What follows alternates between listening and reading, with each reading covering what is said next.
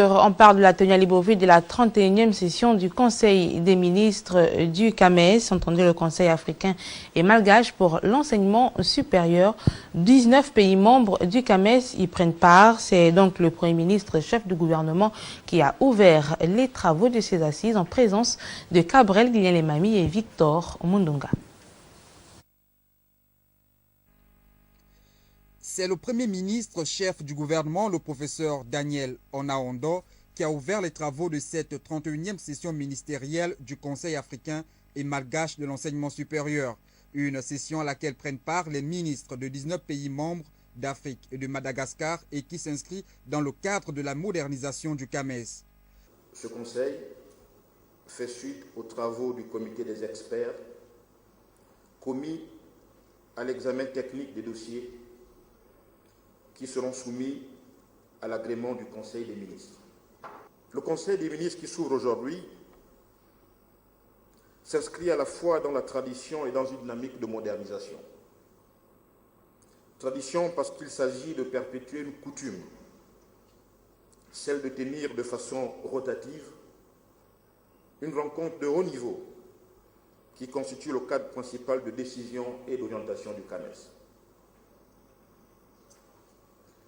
Modernisation parce que le CAMES s'est engagé depuis quelques années dans un processus de réforme de sa gouvernance. Plateforme d'échange et de prise de décision, cette 31e session du Conseil des ministres du CAMES revêt un caractère important pour le devenir des pays africains membres et reste un signe fort pour une Afrique émergente.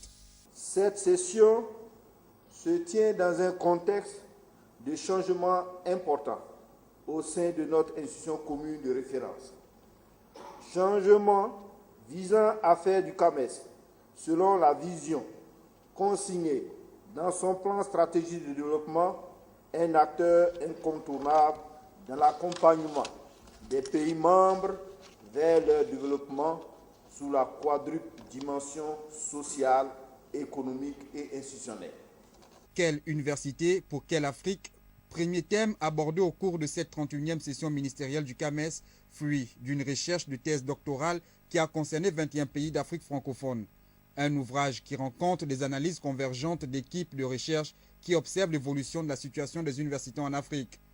L'exemple de la Tunisie est assez proche de nos États parce que si on regarde bien les 40 dernières années, l'évolution des effectifs en Tunisie, on voit bien qu'on sera dans le même contexte sur les 40 prochaines années en Afrique francophone. Alors le contexte dans lequel nous sommes aujourd'hui, c'est que nous avons aussi une explosion des effectifs des étudiants dans la plupart des universités africaines. Nous avons des difficultés croissantes d'insertion des jeunes diplômés et nous constatons également que les ressources des États sont insuffisantes au regard donc, de la massification, de la construction des effectifs, du moins, de la construction des amphis, d'un certain nombre d'investissements qu'on doit faire pour le système. Soulignons que cette 31e session du Conseil des ministres vise à faire du CAMES un acteur incontournable dans l'accompagnement du développement des pays membres de cette institution.